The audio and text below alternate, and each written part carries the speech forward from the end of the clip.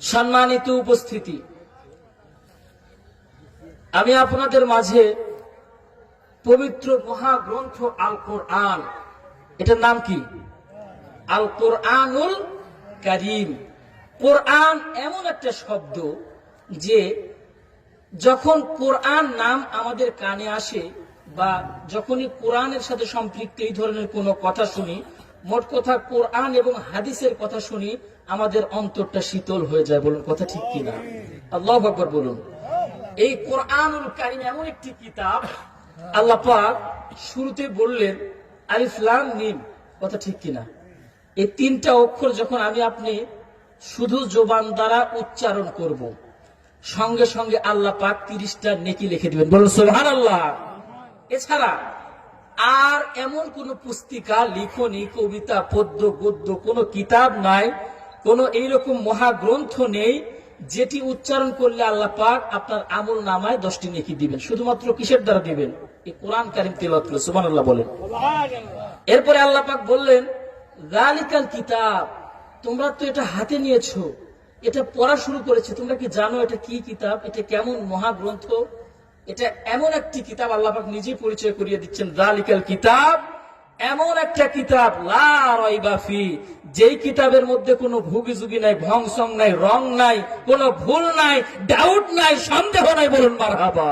কোরআন শুধু সত্য আর সত্য, কথা ঠিক কিনা? সুতরাং তোমরা কোরআন যত পড়বা, কোরআনের সংস্পর্শে যত আসবা, তোমরাও পবিত্র হয়ে যাও। বলুন সুবহানাল্লাহ। এই কোরআনুল কারীম থেকে একটি আয়াত আমি আপনাদের মাঝে তিলাওয়াত করেছি। ভূমিকা না টেনে আমার মূল আলোচনার দিকে আমি রওনা হব। যে আয়াতটা পড়েছি, আয়াতের অর্থ আল্লাহ পাক বলেন ওয়ানুনাজ্জিলু মিনাল কুরআন, অতঃপর ইতিপূর্বে যত কিতাব গেছে, তাওরাত, জাবুর, ইনজিল, সহিফা ইত্যাদি গেছে না, এগুলোর পরে আমি তোমাদের জন্য কোরআন নাজিল করলাম। বলুন সুবহানাল্লাহ। মা হুয়া শিফা, যেই কোরআনটা তোমাদের জন্য ঔষধ, মেডিসিন, প্রেসক্রিপশন, ডক্টর, সকল প্রকার রোগ ব্যাধির ঔষধ স্বরূপ। বলুন সুবহানাল্লাহ। ওয়া রাহমাতুল লিল মুমিনিন, এবং যারা মুমিন হবে, ঈমানদার হবে, তাদের জন্য রহমত। বলুন সুবহানাল্লাহ। এখন সম্মানিত হাজিরিন, বলুন এই কোরআন মহাগ্রন্থ আসমান থেকে কালামুল্লাহ, যেটাকে বলা হয় আল্লাহর কালাম, আল্লাহর কথা, আল্লাহ পাক নাজিল করেছেন কার উপরে? বলুন কার উপরে নাজিল করেছেন? মুহাম্মদ সাল্লাল্লাহু আলাইহি সাল্লামের উপরে। কার উপরে? মুহাম্মদ সাল্লাল্লাহু আলাইহি সাল্লামের উপরে আল্লাহ পাক কি করেছেন? নাজিল করেছেন। এবং আমার নবীকে সর্বশ্রেষ্ঠ, সর্বসেরা নবী হিসেবে আল্লাহ পাক উপাধি দিয়েছেন। কোরআনে বলেন ওয়া ইন্নাকা লাআলা খুলুকিন আযীম, আপনাকে এমন চরিত্র, এমন উপাধি দেওয়া হয়েছে যেটা অন্য কোন নবী রাসূলের মধ্যে নেই। বলুন মারহাবা।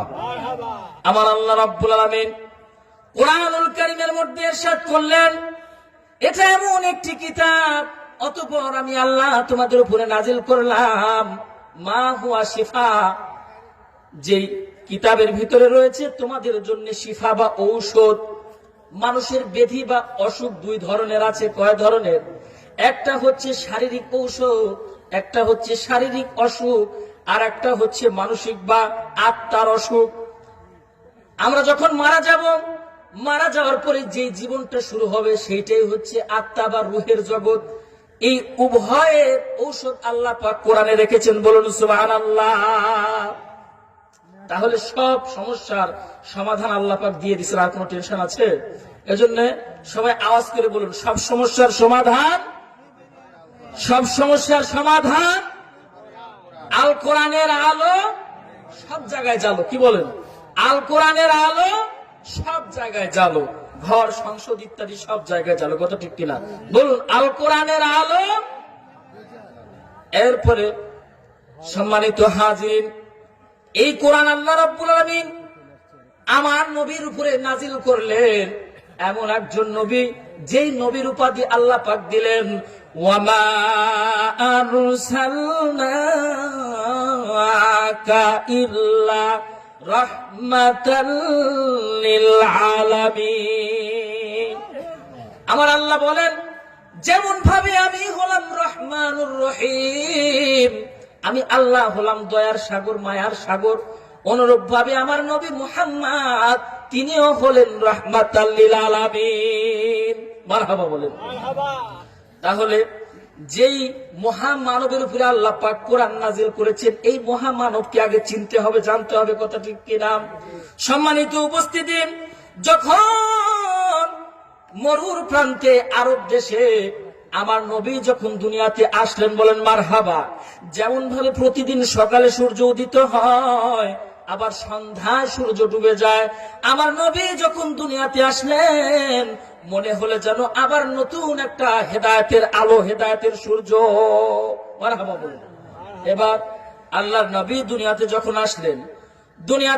আসলেন, আসার পূর্বে আমার নবীর বাবা ইন্তেকাল করলেন।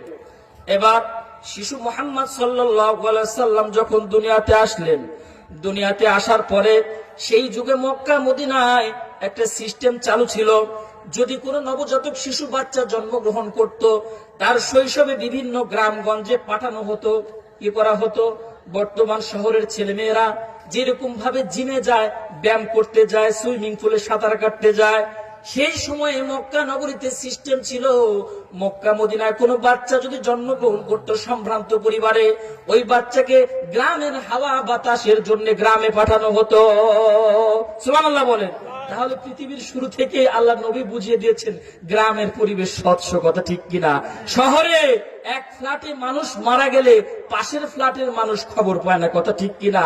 আর গ্রামের পরিবেশ এত সুন্দর যে যদি একজনকে, গ্রামের কেউ একজন কে যদি কোনো কটু কথা বলে, আঘাত করে, পুরা গ্রাম একদম জোট বেঁধে চলে আসে। কত বড় সাহস, আমাদের গ্রামের মানুষকে মারবি, কথা ঠিক কিনা? তাহলে এরপরে বলে গ্রামের নাকি খ্যাত, কথা ঠিক কিনা? তাহলে আল্লাহ নবী বুঝিয়ে দিয়ে গেলেন সেই সময় থেকে গ্রামের পরিবেশ স্বচ্ছ, গ্রামের মানুষগণ রহমদিল, কথা ঠিক কিনা?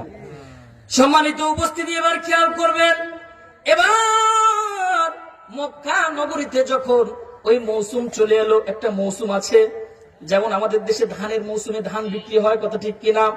এরপরে বিভিন্ন ফল ফ্রুটস ইত্যাদির মৌসুম আছে। যখন মক্কা নগরীতে বিভিন্ন প্রান্ত থেকে, গ্রামের প্রান্ত থেকে বাচ্চা কাচ্চা নেওয়ার জন্য বিভিন্ন লোকজন আসতেছিল, এবার আমার নবীকে নেওয়ার জন্য হযরতে হালিমাতুস সাদিয়া গোত্র থেকে রওনা হয়েছেন, বলুন সুবহানাল্লাহ। এবার হযরতে হালিমা, যিনি ছিলেন একদম গরিব এবং যেই গাধার উপরে সওয়ার হয়ে যাচ্ছিলেন, ওই গাধাটা খুবই দুর্বল ছিল। কি ছিল? মনে করেন একসাথে যাচ্ছে অনেকগুলো সাথী, আত্রাইতে যাবে, একজনের এফজেড, একজনের R15, অ্যাপাসি, RTR, double disc, single disc, তো যেটা সিসি বেশি সেই তো আগে রান করবে, কথা ঠিক কিনা? এবার হালিমাতুস সাদিয়া রাদিয়াল্লাহু তাআলা আনহা যখন নাকি সাদিয়া গোত্র থেকে মক্কা মদিনার দিকে রওনা হয়েছেন, কিছু দূর যাবার পরে অন্যান্য সাথীরা সবাই সামনে চলে গেছে, হযরতে হালিমাতুস সাদিয়া সবার পিছে পড়ে গেলেন। এই যে আপনারা কচ্ছপ আর খরগোশের গল্প শুনছেন কিনা? শুনছেন? একটা প্রসিদ্ধ গল্প আছে না, পরিশেষে কে জিতে? কচ্ছপ জিতে। সুবহানাল্লাহ বলেন। হযরতে হালিমাতুস সাদিয়া রাদিয়াল্লাহু তাআলা যাচ্ছেন আর মনে মনে চিন্তা করতেছেন, আমার সব সাথীরা বন্ধুরা চলে গেল, আমি তো প্রতিমধ্যে রয়ে গেলাম, যে জানি না কোনো বাচ্চা পাবো কিনা। এবার সব সাথীরা যখন চলে আসতেছিল হালিমাতুস সাদিয়া মধ্য রাস্তায়, এবার সাথীরা ডাক দিয়ে বলে, হালিমা, আর মক্কা নগরীতে যে লাভ নাই, মক্কার যত ধনভাণ্ডার, যত বড় বড় ধনী ধনী লোকের ছেলে পেলেকে আমরা নিয়ে এসেছি এবং গাধা ভর্তি আমাদেরকে হাদিয়ে দিয়েছে, তুমি গিয়ে আর লাভ নাই, কিন্তু আসল সম্পত্তি রয়ে গেছে, কথা ঠিক কিনা? এবার হযরতে হালিমাতুস সাদিয়া যখন নাকি দুই চোখের পানি ছেড়ে বলতেছেন, ঠিক আছে আর সামনে যাব না, পেছনের দিকে যখন গাধাকে ঘোরাতে চায়, সিরাতের কিতাবের ভিতরে আসছে, ওই গাধাটা দুর্বল গাধা যেন সবল হয়ে মক্কা নগরের দিকে রওনা হয়। আল্লাহু আকবার বলেন। সম্মানিত উপস্থিতি, এবার যখন ওই গাধাটা একদম নবীর বাড়ির সামনে গিয়ে বসে পড়লেন, আর উঠেই না। এবার হযরতে হালিমাতুস সাদিয়া গাদার পিঠ থেকে নামলেন, নামার পরে অসহায়ের মতো দাঁড়িয়ে আছেন। এবার নবীর ঘর থেকে নবীজির দাদা আব্দুল মুত্তালিব বের হয়ে আসলেন, আসার পরে দেখতেছেন হালিমাতুস সাদিয়া দাঁড়িয়ে আছে। এবার নবীর দাদা ডাক দিয়ে বলে, মাগো মা, যত বাচ্চা ছিল সব আরবের সম্ভ্রান্ত বাচ্চারা, ধনী ধনী লোকের বাচ্চারা সবাই নিয়ে গেছে, শুধুমাত্র আমার এতিম নাতি যার জন্মের পূর্বেই বাবা মারা গেছে, তুমি কি এই বাচ্চাকে নিবা? হযরতে হালিমাতুস সাদিয়া রাদিয়াল্লাহু তাআলা আনহার মন খারাপ হয়ে যায়, নিতে চায় না প্রথমবারে। এবার নবীর দাদা ডাক দিয়ে বলে, মাগো মা, তোমার নিতে হবে না, তুমি কি একটা বারের জন্য আবার নাতিকে দেখবা না? নবীকে দেখার আশা আকাঙ্ক্ষা আছে না নাই? সম্মানিত উপস্থিতি, ওই চাঁদের দিকে তাকালেও খব দেখা যায়, ওই যে বলে কিনা, শুনি আমি লোকের মুখে চাঁদেরও কি আছে, কিন্তু আমার নবীকে আল্লাহ তো সূক্ষ্মভাবে বানিয়েছেন যে নবীর চেহারার মধ্যে কোনো খুঁত নাই। আল্লাহু আকবার বলেন।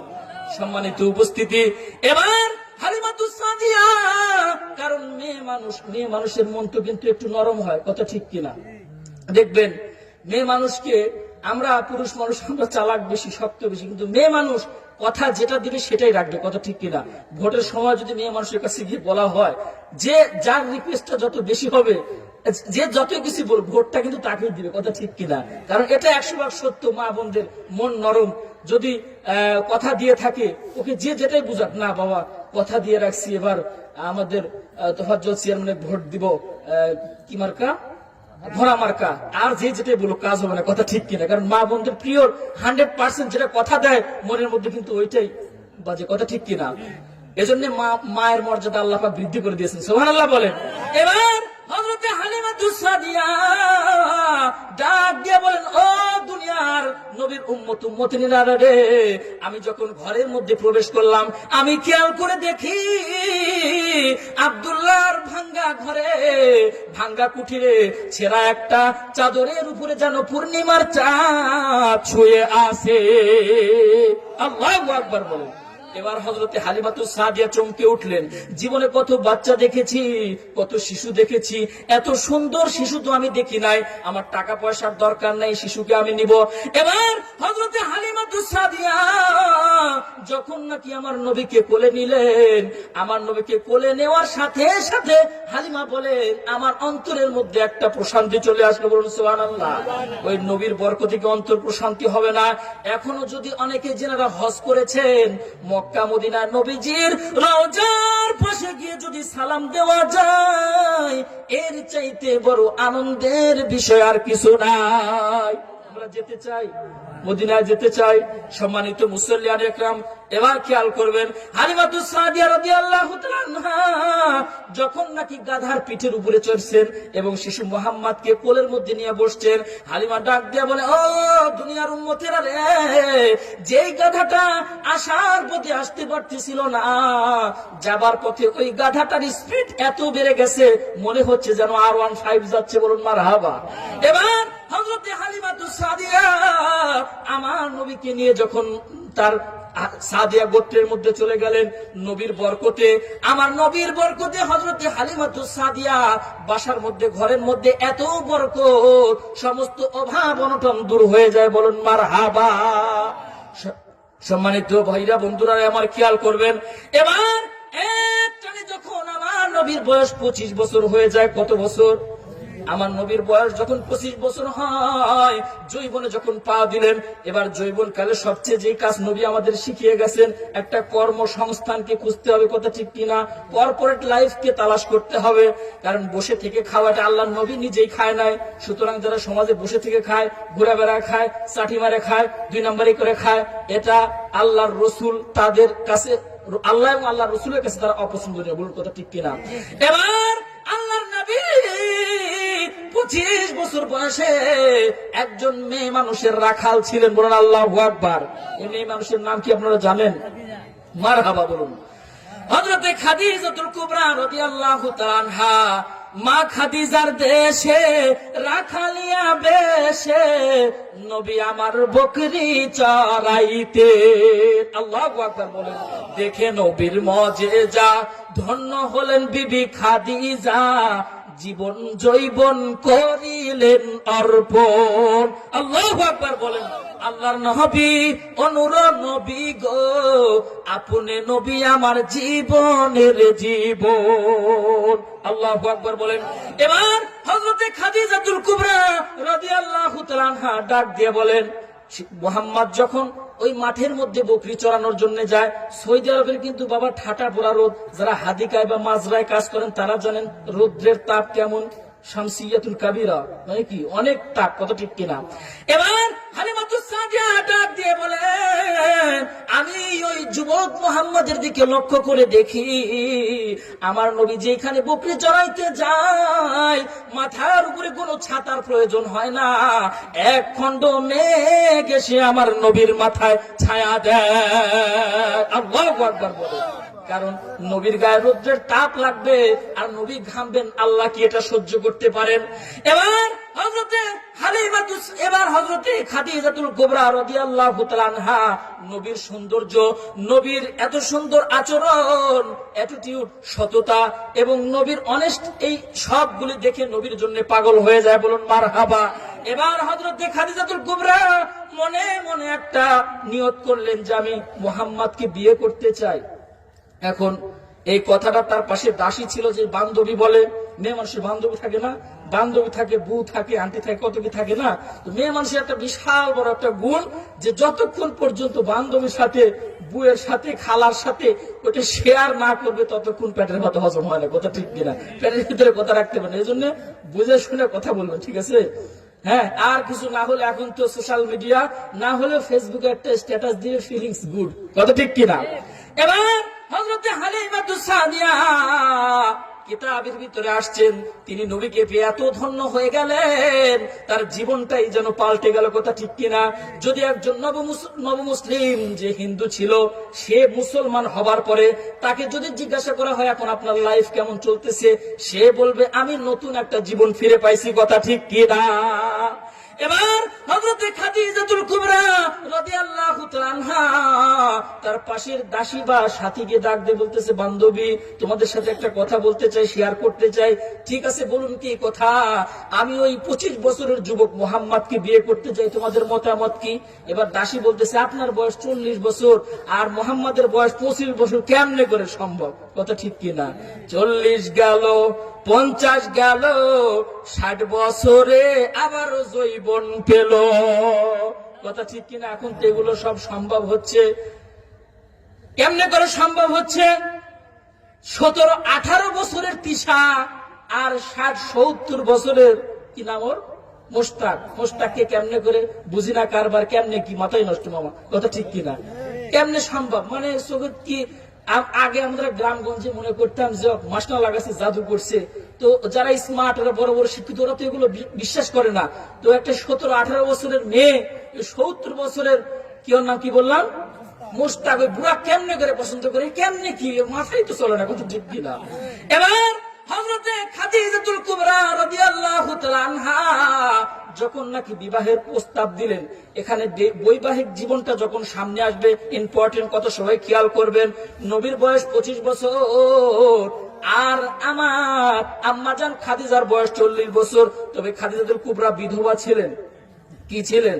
মানে তিনার স্বামী ছিল না। এবার যখন নবীর চাচার কাছে প্রস্তাব দেওয়া হয়, নবীর চাচা আবু তালেব ডাক দেয়া বলে, ও মা খাদিজা, তুমি হচ্ছে মক্কার সবচেয়ে ধনাঢ্য মহিলা, তুমি হচ্ছে সবচেয়ে ধনবতী রানী, ধনবতী রমণী, তুমি আমার এতিম ভাতিজাকে কেমনে করে বিয়ে করবা? এবার সর্বশেষ যখন বিয়ের কার্যকলাপ শেষ হয়ে গেল, এবার মক্কার মধ্যে মক্কার বড় বড় নেতারা, আবু জেহেল, উতবা, সাহেবা সবাই ডাক দিয়ে বলতেছে, খাদিজা তুমি ঠকে গেছো। কি বলতেছে? আমার নবীকে বিয়ে করে ঠকছে না জিতছে? হযরতে খাদিজাতুল কুবরা ডাক দিয়ে বলে, একটা অপপ্রচার যখন চালাচ্ছে, খাদিজা ঠকে গেছে, খাদিজা ঠকে গেছে। এবার হযরতে খাদিজাতুল কুবরা মক্কার নেতাদের ডাক দিয়ে বলে, না গো না, আমি তো ঠকি নাই, আমি তোমাদের প্রমাণ করে দিতে চাই কোন অ্যাঙ্গেল থেকে আমি ঠকলাম। একদিন মক্কার সমস্ত নেতাদেরকে দাওয়াত দেওয়া হয়।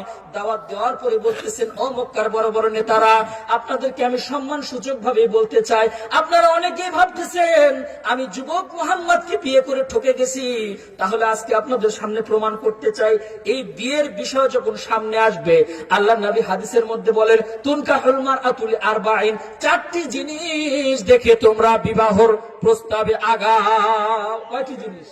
আজকে আমাদের এগুলো দেখার সময় আছে? ছেলে মেয়ের এগুলো দেখার সময় নাই। 1 নম্বরে লিমালিহা, প্রথম নম্বরে সম্পদ দেখতে হবে। 2 নম্বরে ওয়ালি জামালিহা, দ্বিতীয় নম্বরে সুন্দর সুন্দরী দেখতে হবে। 3 নম্বরে ওয়ালি নসবিহা, তৃতীয় নম্বরে তোমার নসব বা বংশ মর্যাদা দেখতে হবে। এবং 4র্থ নম্বরে ওয়ালি দীনিহা, 4 নম্বরে তুমি দিনদারিত্ব প্রাধান্য দাও। আল্লাহু আকবার বলেন। আল্লাহর নবী বললেন এই 3টিকে মাইনাস করে দিনদার নারী যদি তোমার ঘরের মধ্যে আনতে পারো, ওই ঘরটা হয়ে যাবে জান্নাতের বাগান। আল্লাহু আকবার বলেন। সম্মানিত উপস্থিতি, এবার খেয়াল করবেন, হযরতে খাদিজাতুল কুবরা রাদিয়াল্লাহু তাআলা আনহা মক্কার বড় বড় নেতাদের ডাক দিয়ে বলতেছে, ও নেতারা, তোমাদের কাছে 1 নাম্বার প্রশ্ন। তোমরা বলতেছো আমি মুহাম্মদকে বিয়ে করে ঠকে গেছি। 1 নম্বরে প্রশ্ন, তোমরা যদি সৌন্দর্যের দিক দিয়ে বংশ মর্যাদা 1 নম্বরে তোমরা বলেছো, তাহলে আমি তোমাদের কাছে প্রশ্ন করতে চাই এই মক্কা নগরীতে সবচাইতে শ্রেষ্ঠ বংশের নাম কি? আল্লাহু আকবার বলেন। সবচেয়ে শ্রেষ্ঠ সম্ভ্রান্ত বংশের নাম হচ্ছে কুরাইশ বংশ। কি বংশ? তাহলে বংশ মর্যাদা দেখতে হবে কি হবে না? এবার হালিমাতুস সাদিয়া ডাক দিয়ে বলতেছে, ও মক্কার নেতারা, আমি মুহাম্মদকে বিয়ে করেছি, মুহাম্মদ হচ্ছে কুরাইশ বংশ, আর আমি হালিমাতুস সাদিয়ার বংশের পেছনের দিক দেখতে গেলে খুঁজে পাওয়া যাবে না। তাহলে বলো বংশের দিক দিয়ে আমি ঠকছি না জিতছি? আল্লাহু আকবার বলেন। বলছে ঠিক আছে হালিমা, হযরতে খাদিজা তুমি তো জিতে গেছো।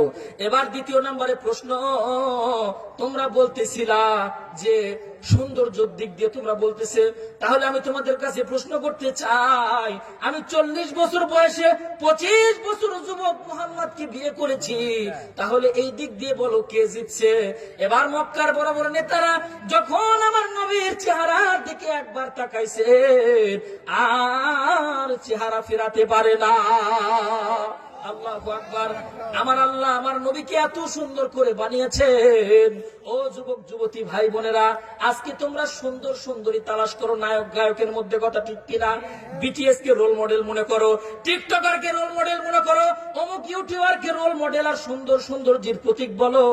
প্রকৃত অর্থে সুন্দর স্মার্ট অন এন্ড অনলি আমার নবী, বলুন মারহাবা। আজকে যুবক যুবতীরা মনে করতেছে ওয়েস্টার্ন কালচার, ইহুদি খ্রিস্টানকে অনুসরণ করতে পারলে তাদের হেয়ার স্টাইল, তাদের ক্লোথিং স্টাইল, এইভাবে চুল কাটলে আমি সুন্দর। কিন্তু না, প্রকৃত স্মার্ট সুন্দর হ্যান্ডসাম বলা হয় যারা আমার নবীর সুন্নত তরিকায় চলে তাদের। এবার নবীর সৌন্দর্যের কাছে হেরে গেল। এবার 4 নাম্বার প্রশ্ন, দিনদারিত্বের কথা যদি বলা হয়, আমার নবী হচ্ছেন আখিরি জামানার নবী, বলুন মারহাবা। সম্মানিত উপস্থিতি, হযরতে খাদিজাতুল কুবরা এবং আমার নবী যেই বাড়িতে থাকতেন, যেই ঘরে থাকতেন, ঘরটা ছিল যদিও ভাঙ্গাচোরা কুঠির ঘর, এরপরেও ওই ঘরটা ছিল জান্নাতের বাগান। কারণ যেই ঘরের স্ত্রী ভালো, ধৈর্যশীল, সব দিক দিয়ে পারফেক্ট, সেই ঘরটা জান্নাতের বাগান। আর যে আপনি যত বড়ই বাহাদুর মরদ হন না কেন, আপনার বাড়িওয়ালি হোম মিনিস্টার যদি মনে করেন যে বাঁকা হয়, তাহলে আপনার লাইফটাই ফেল, জীবনটাই তেজপাতা, কথা ঠিক কিনা? এজন্য সম্মানিত উপস্থিতি, দীর্ঘক্ষণ যে কথা বললাম, বলার একটাই উদ্দেশ্য, নবীর সুন্নত তরিকা এবং মা বোনদেরকে বলবো আয়েশা, খাদিজা, ফাতিমাতুজ জোহরার চরিত্রকে আমাদের আঁকড়ে ধরতে হবে, কথা ঠিক কিনা? আজকে মাহফিলের এটাই উদ্দেশ্য। সর্বোপরি সামনে রমজানুল মোবারকের আমরা প্রস্তুতি নিব। যতটুকু কথা বলা হলো, দেশ এবং দেশের বাইরে থেকে অনলাইনের মাধ্যমে আমাদের যারা দেখতেছেন, প্রবাসীদের জন্য বিশেষ করে দোয়া, এবং এখানে যারা উপস্থিত আছেন এবং এই মাহফিল